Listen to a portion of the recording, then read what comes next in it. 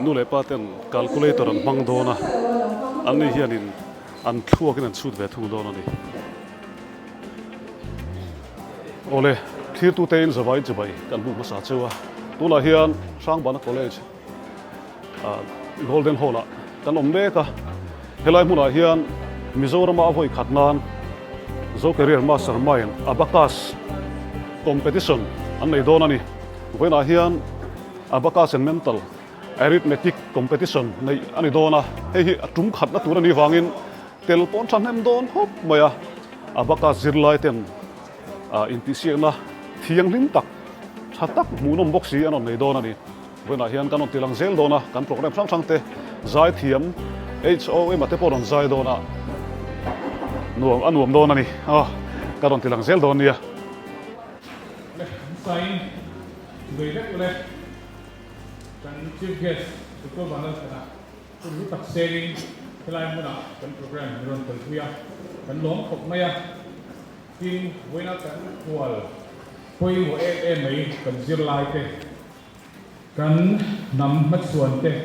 inia helai competition ron tel te dura inon tela wangin lom thu kan soi helai muna hian luang takin kun mang turin kan som bok cheu ni ring gama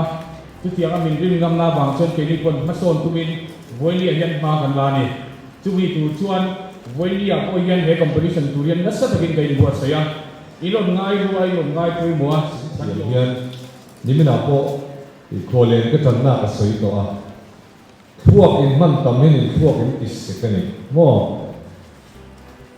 sekdeu do in puthinem mo atian an kala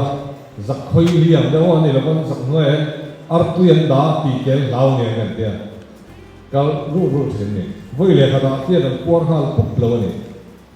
an ti chang chang chen atam tak su cher deu ten ni thina jiman kala ani ti sekani tinan kala voi khadam por pup lo thali khanga tharuka te an section sawani chutiang chen he thuak in man tam khan in thuak ka seka thilin siat theina kha an siat theina hana pui ta ni chu chuwa chon he tianga max lam panga in kal tamahi apoi mo ole hei kabula hian sarsena voina kan hun man tura abultum tu pa berti mela oma ani hi klema zong thil han zo du kan ya voina hian enge kan ti tura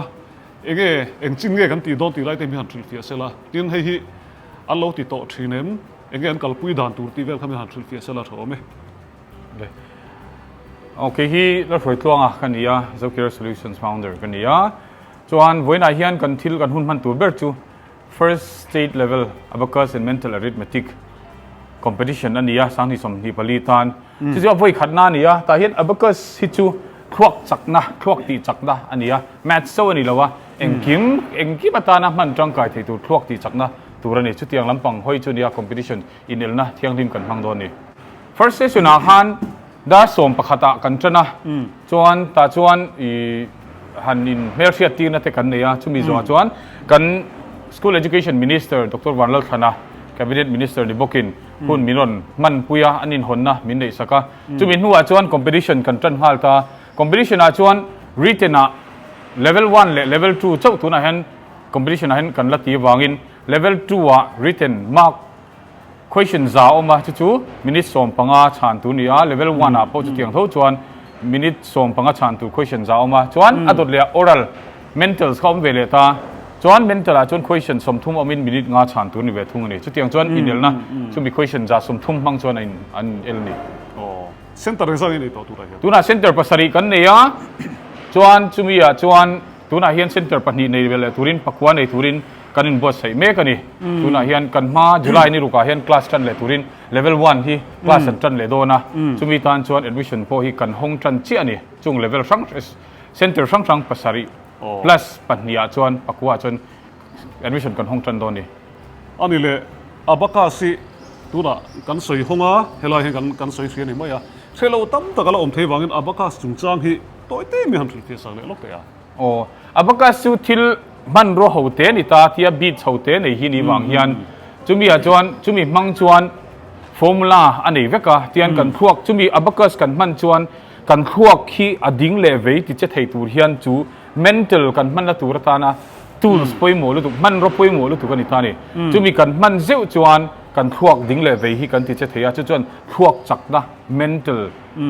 arithmetic อันนี้นะตักขาอารมณ์ลันสวัสดีระจู่ๆ abacus มันอะไรChinese tools อันนี้วางคันตัวน่ะเห็นพวกที่จักงานมิโซโนปังมิโซรัมโนปังเต้นพวกอันที่จักเทนี่ตัวตานะ tools ป่วยหมดอันนี้วางอินให้ฮี abacus ทิลจังไกตักอันนี้โดนพวกอันนี้อันนี้สุอันนี้เลย Zirlai เตฟอยนี่อันนี้ที่เสียงนะตัวฮี abacus มังคันนี่ตาตรออ๋อนี่โดนส่วน abacus ส่วนเอ็งอัน exam ตัวเวลาเห็นเอ็งอันตีเบอร์ตัวละค่ะเสียทีมเราเข้าเทวีวางอินโมลมังตึ้งกันโจตันนี่จู่ไอ้เรื่องตัวจวน abacus ที่จู่นี่เสียดองหันทิลมันรวมหัวเตี้ยนี่อ่ะจวนจุดจวน number maths number systems number กันนี่ตาจู่มี number จู่กันพวกที่จักทูตัวตันทิลจังไกหรือตัวกันตาเอ็นที่น่ะปนีเล่ปฐุมเบลค่ะภาษาอันนี้อ่ะจู่ abacus มังอาที่อันสวยค่ะอันนอร์เนี่ยคันข้าง number เตรียมเตะค่ะเราต่ำหุ่นคันค่ะ abacus คันพวกmental ที่ไงตัวนะมังอ่ะที่ mathematics ปังไงกันเชียนไม่บ้ากันรีรู้ไงตัวนะมังอินข้าแต่หันพวกอารมณ์กันมันจังไกที่งั้นจู่ abacus formula มังเวกขันนี่ abacus เวลดิ้งเล่เวกันพุทธกันพยาข้ามี formula กันมันจังขันจู่พวกอารมณ์ที่จักโดนที่นั่นจู่จู่ตาจนตัวนักการ exam ตัวพวกขันขัดยังอีโซน่าเรียนปุยเขาอมจันตัว level 2เล็กกับพวกเห็น level 1อ่ะเห็นทะลีนี่อ่ะ level 2อ่ะขัดทุ่มมันนี่อ่ะจุ่งขัดทุ่มกัลตัวเขาจน number เรียนปุย digit ทุ่มเอ็นที่นั่นอ่ะจักว่าสมกว่าปกว่า plus จะสมเรียดปังอ่ะ plus จะสมนี่ปฐุมที่เด็กค่ะ second นี่ทุ่มเล็กกับขันอารมณ์จบสวกไทยจู่ abacus ค่ะอันมังตัวเราจุ่งอ่ะเพื่อน abacus มังตัวเขียนเราขันอันพวกจักน้ำมังอิน abacus ค่ะอันมังจังไกตัวเราจันนี่จู่พวกกับขันขา formula ตัวบางขันจู่อันพวกขันอารมณ์ที่จะก็โอ้ย something in second เรื่องเราเตะจุดyang digit เรียนปุยพอจู่ level นี่เล็ก0พอขันอารมณ์เทียมตัวที่นั่นนี่อันนี้รักสุดอาสันให้ไหมเพื่อนเราเฮียนให้โฮลกันเข่งอ่ะอันใครนะขัดหุ่นไปอ่ะ Zirlai เราปังกันเราหงาโตครบไปกันเลยตีเลยหุ่นอาเพชรนินเฮลัยให้เฮียนมินได้โดนต่อเลยนะอะไรนะว่าหุ่นเจ้าโจแต่ปงไอตัวแต่ปงไอไม่เทียเพื่อนเราเฮียน Zirlai กันเอ็นะอันตั้มไม่มาอ่ะมารอชูเฮติการะเฮียน Zir ดูตั้มตะกันละอมไทยลัดมาอย่างนี้ข้าเองที่นี่ admission นี่ตีอ่ะเองที่นี่คนเลโดนะ Zir ดูตั้มขานินเองบอกมิวสวยสักเทียนอ๋อตัวน่ะเฮียน level 1ฮีตัวท้ายเฮียนนั่นโจโดนะส่วน level 2นั่นโจเชี่ย level 3อันใกล้เวเลยเชี่ยตาตัวน่ะ level 1 level 9 level 10ขึ้นออกมาส่วน level 1ตัวน่ะเฮียน admission ทาร์กันห้องเลยโดนะ level 1นั่นโจส่วน2 3 4 5ที่ขันนั่งกัลโจโดนตา level 1ที่ตัวน่ะเฮียน admission ที่วันนั้นตั้งเฮียนเตียนกันห้องเฉาจันเลยเชี่ยโดนะจู่จุลายนี่รุกะคลาสจันตัวอันนี้โดนตานี่ค่อยมุ่งไงอินวินนี่เจ้าคลาสอันกะละอินวินนี่เฮียนดาร์การ์นี่สมพลมาดาร์สมจังดาร์สมปนิยาจนทุลมาดาร์ขัดจังดาร์ทุมอันนี้เวทุงงาจวนจุดตาจนเซ็นเตอร์ช่างปักกัวกันในโดนกันเบสกันที่โตค่ะจงหูจูเซ็นเตอร์ช่างปักกัวจวนอันดูน่าเบราคันเซ็นเตอร์ขันโดนทั้งเทีย admission ฮิจู Zawk Resolution Office จานมาริยา admission โดนตีเวทีอันนี้ทุงอันนี้อันนี้ตักซูกันเป็นวาดลากเข้ามาอ่ะเวลาเฮียนคุณหิมอมเดียวกันมังโดนอันนี้ทีนกับหูจ้าเดียวจู Zirlai นู่นเลยป้าเตลูกัลเตฮี calculator อันเป็ดโดนะอัน Zirlai เตเนี่ยนี่ที่เสียกโดนนี่ calculator เล่Naupangเตอันนี้เอลโดนอันนี้จูก็เอ็นจ้าตกเข้ามาการคลีร์เซลโดนเนี่ยเวลาเฮียนทิ้งดังลำตักไหมก็กัลจิลอันนี้ป้าก็ Zirlai Naupangเตเอ็กซ์มันในเมกะดังลำครบไหมฮีZawk career master mind Abacus competition อันนี้ state level เอาไว้ขัดอันตีนะอันนี้ All of you, level 2. Now we are going to have oral competition. Ready? 2 at 6, less 1, less 4, less 6. How much?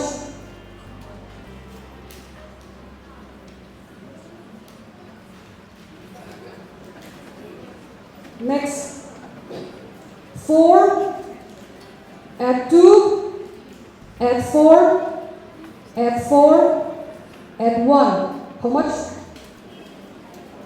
Next, 6 at 7, less 6, less 4, at 5. How much? Next, 65, sorry, 63, less 5, add 3, add 8, add 3. How much? Next, 1, add 7, add 8, less 2, add 5. How much? Finish. Okay, you have to stay here. Stay here. Sorry, you collect the answer and then they will check the answer.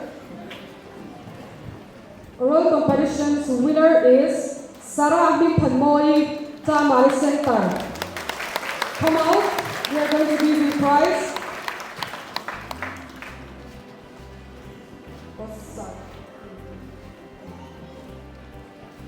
She got it all correct.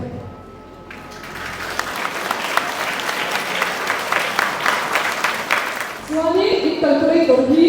doka na ita kaya Chuan number lo lan ve le khan khain school do ta ni chuan lo pa ku chuan da mang ve lo lawa to the answer so you must answer kai lo so ya to kan check le do ni ta kan ti ge lo ha ta check ya le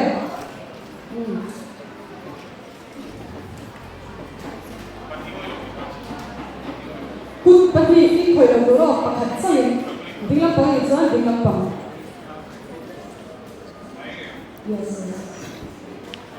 Tula hian Zirlai nu le pa te le Zirlai te anin ti siang dona ni nu le pa ten calculator an mang dona ani hianin an thuakin an chhut ve thung dona ni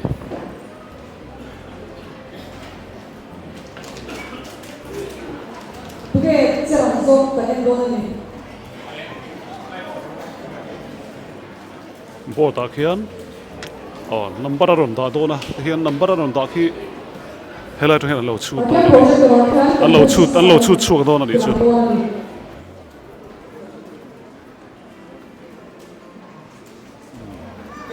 Duna hian questions pathuma ni en dona ni questions pathuma chu achang ka sa kan na invite zina ka nu le pa ten calculator an mang dona an ni hian an thuak an mang thung dona ni Zirlai Naupang te hian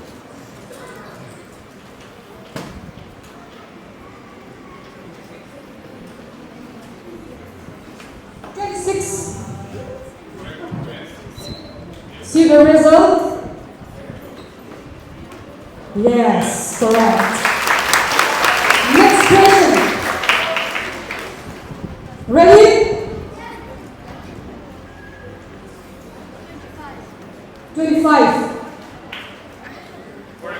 Yes, correct answer.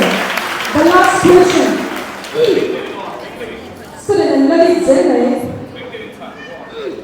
Next question. 12. Yes, student win. Yes, brain wins. Okay, kan lo ya ni pate. Tula khan Next kala brain lam an sakani Yes. tuna hian calculator ne ti siang le dona ni Naupang hian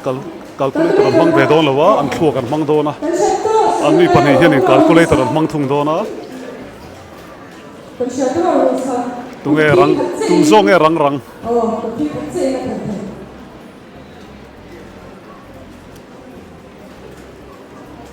Ready? First question.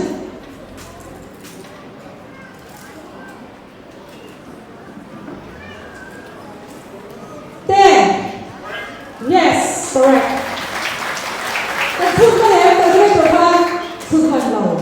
Next.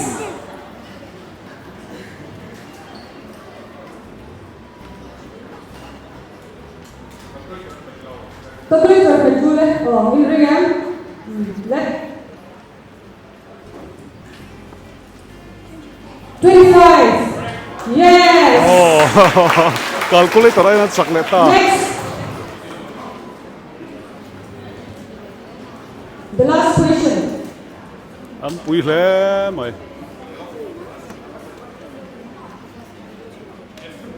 The last question. hi Chhut le do ne 17. Yes. Woo! Students win again. oh calculator an dan ni le ta Go. You got a Abacus seat. chu pui hle mai Go and stand there. All of you. an ni pali te khian in calculator ai ran Chhut rang Zawk ani bel le paya an turu lutuk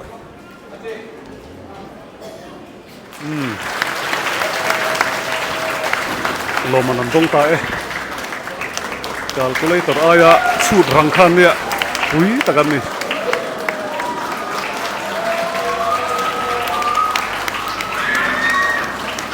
Well done, students. Với alo mong khóc mấy parents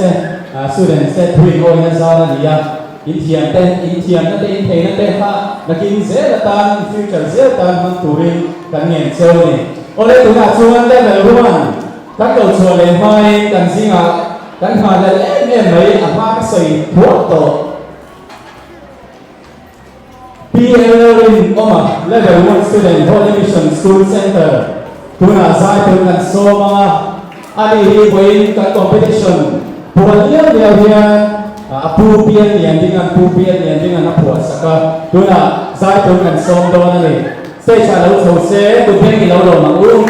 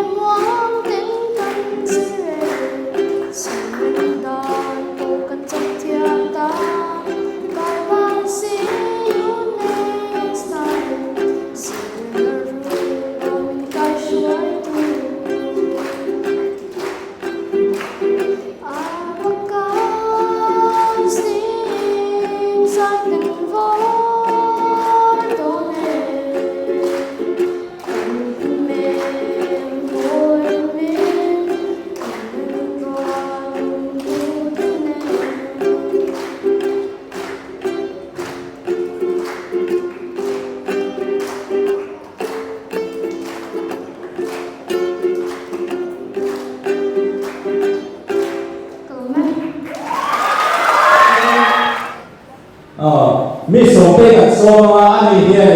level 1 Zirlai se ta sha to chua tu te kha ron to chua se la oral competition te team parents versus students te pang ke te ko kha mi non nei sa to na ni tu na mi so pe tu pe no lo ne le Oral competition. Okay, let's do it one more time again. Are we ready for the oral competition? Okay, participants from each center will please come up on the stage. Participants from each center, morning shift only, okay? Morning shift participants from each center, will you please come up on the stage? Okay, repeat don't know, so you don't know. Wait, so you don't know. Three questions, so you don't. Okay, participants, are you ready? Are we ready, participants? Okay, I am going to say the questions. First question. 2 at 5 less 5. Write down the answer. Next. 2 at 5 less 6 at 1. Write down the answer. Next. 6 at 2 at 1 less 9 at 3. Write down the answer. Pencil down. Okay? Okay, thank you. And they will collect the answers. Are you ready, participants? Okay, here is your question. 7 less 2 less 5. Write down the answer. Next, 7 less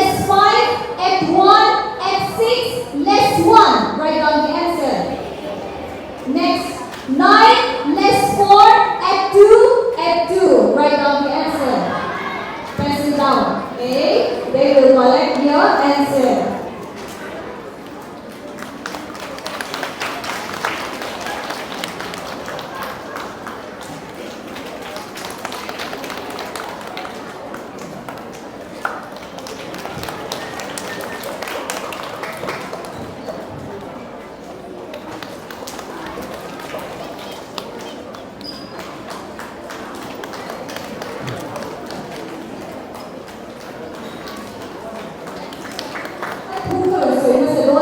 Parents versus student center team measuring lule pa hachu an lo kalama Naupang hachu an lo kalamo bolani twani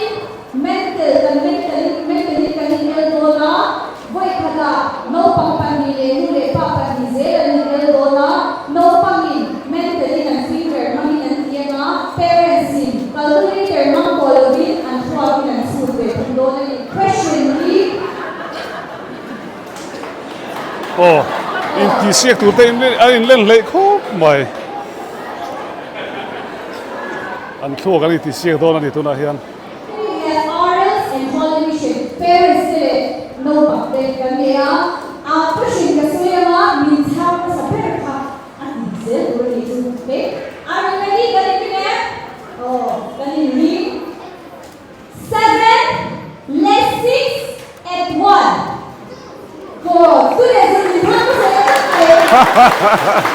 sang mất sạch rồi bởi cái hiền Next, 3 less 3 and 2 and 5 less 1. Parents in town sẽ draw that name nó. One question chắc phải đổ lên nhau à? 6 and 3 less 4 and 1.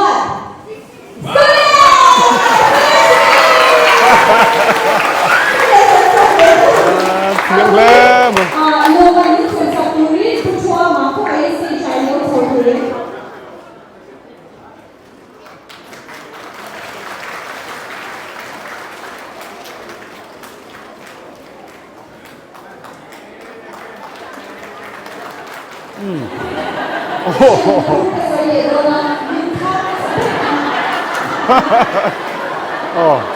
Zirti tu te sorry parents le Naupang te tí siếc le đó nè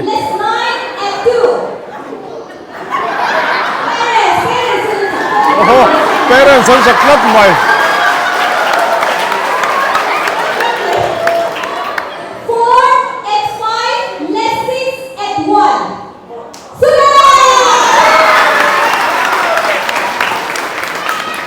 Next,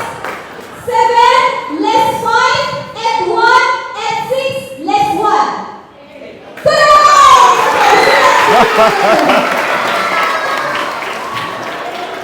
Zirlai Naupang han sak le ta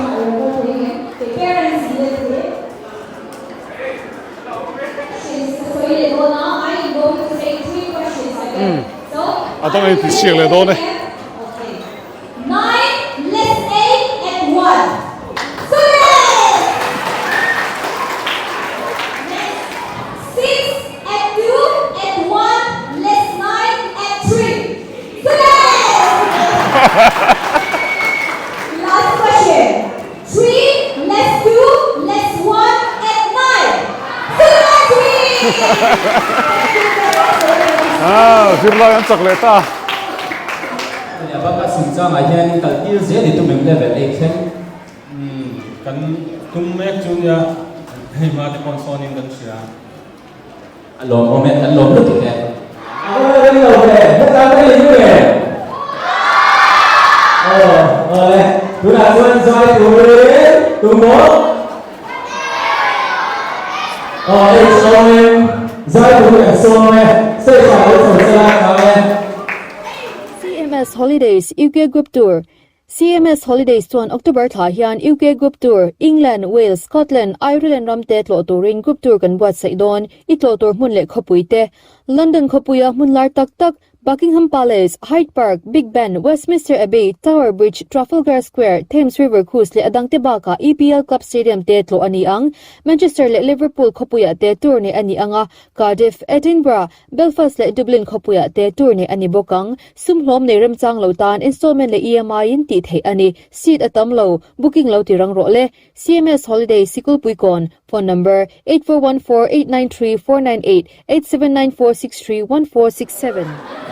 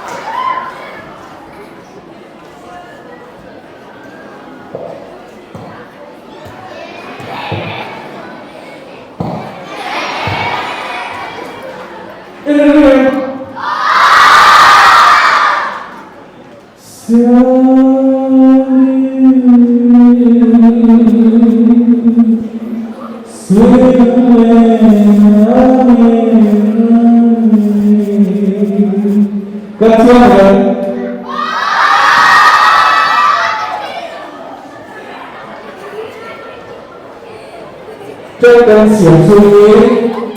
di zona tempat zona Jawa Asia di Jawa ini kalau itu tidak sentuh di kepada Jawa ini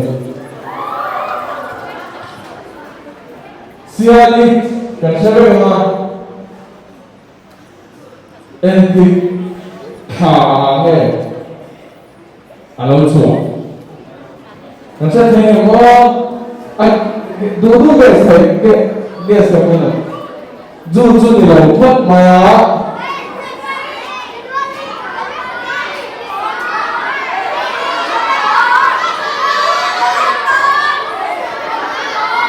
kata asal ogas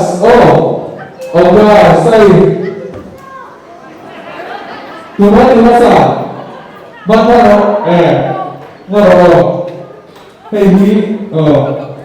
siapa itu ogas itu soalnya tak kuat tuh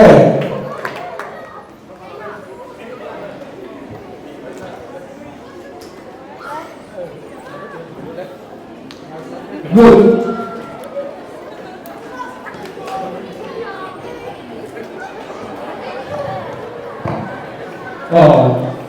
dikarang dari jalan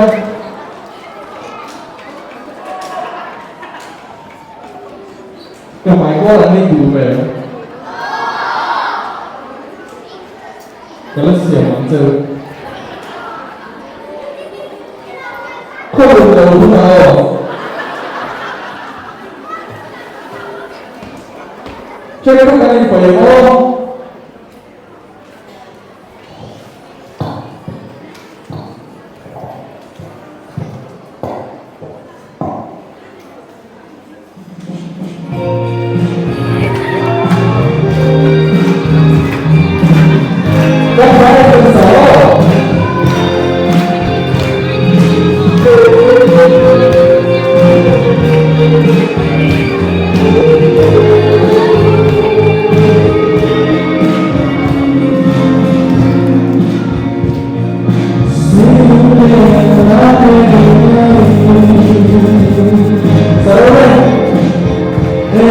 Zirlai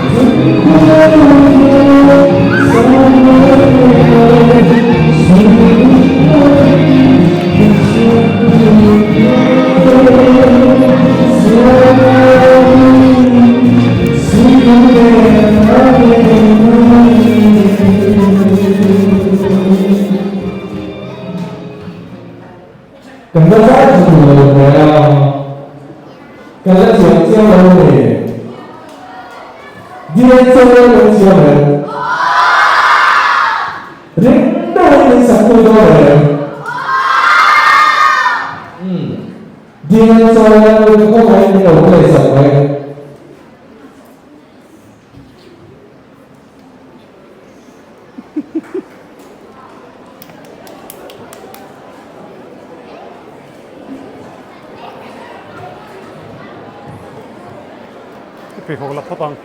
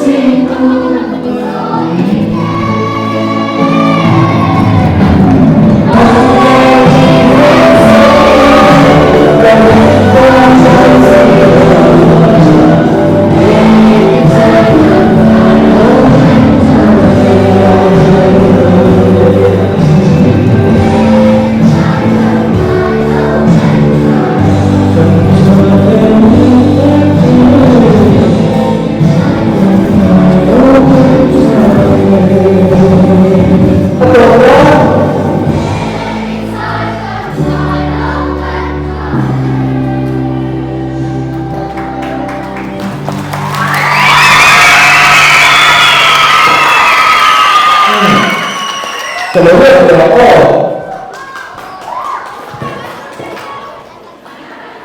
level 1 yang kan base dan ni lo lu ki ti yang til lo mun lam pa ni sia kanช่วยtu te hoจะlam pa bo tu te tu loไปแค่ไล่กันโลจงมากันโลหลังไม่มีไล่ทาง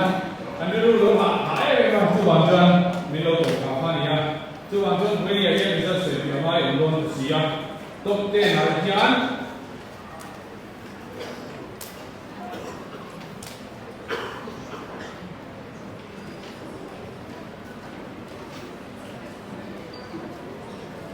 ตกเต้น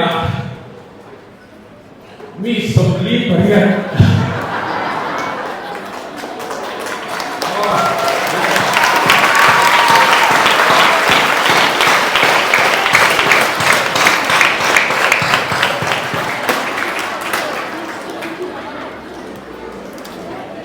สมรีบไปกันโทรฟี่ทุกการอินไปแล้วนี่ When I realized spare he many low boy spare I have another bigger. Masih yang zat tu kan lawin ladai mandi silawa. Helaya I told her that I make it to see of box silawa. Tutu when I get result ni kan saya apa gamai tu siang. Result ni kan kuang ngah top 10 ho song. Top 10 nak pakat lagi pakat oma full mark dua. Tuan pamina pali anoma patumna pama anoma palina paru pangana so pani maza pakana maza so kuma huwa panina iza so kuma za so ni huwa patumna pama umji maza so ni maria talia palina pa paru omi za so ni pasari andia pangana so pani oma maza so ni paru anwa Karuna di pangano za sumbi pangan 1 2 5 and score pasarina 7 ka patuma nama 1 2 4 and score pariya ka patuma nama 1 2 3 and score pakuana pangan nama 1 2 2 and score ya so na palino 1 2 1 and score ni tuan kantan tuan kilo malia mase along dong tu tutan yan với cái đồ mình dùng thùng khâu luôn xí đâu á mà sẽ chỉ mấy lòng luôn phải đâu á không đâu có cắn cổ suộc chiều mà cắn chỉ phải Tuan medal to participations medal ba ngày khác ăn có biết mà ino đầu tu cái gì ino đó thì chú với đi anh có đó hồ khác lo mình đúng thì na đúng là hồ khác xí đâu á chú bằng chân participants kami medal ka import de Genesis English School Ebenezer F Lau Thongaya Genesis English School Lau Patmoya Holy Mission School Arthur Lau Somaro Phu Livingstone School te ani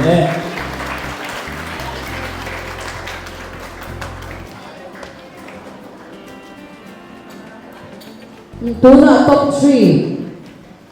top 3 ang ting lo man patung na dong tu te kan po le do na ama sabira Valencia de na high school victory ko do be le from sa song din pa niya question pa hi biglaw pa hi so an le patung na dong tu te yan first state level Abacus and mental arithmetic competition sang hi song hi pa hi kan ya lo man pakhat na dong tu lo sa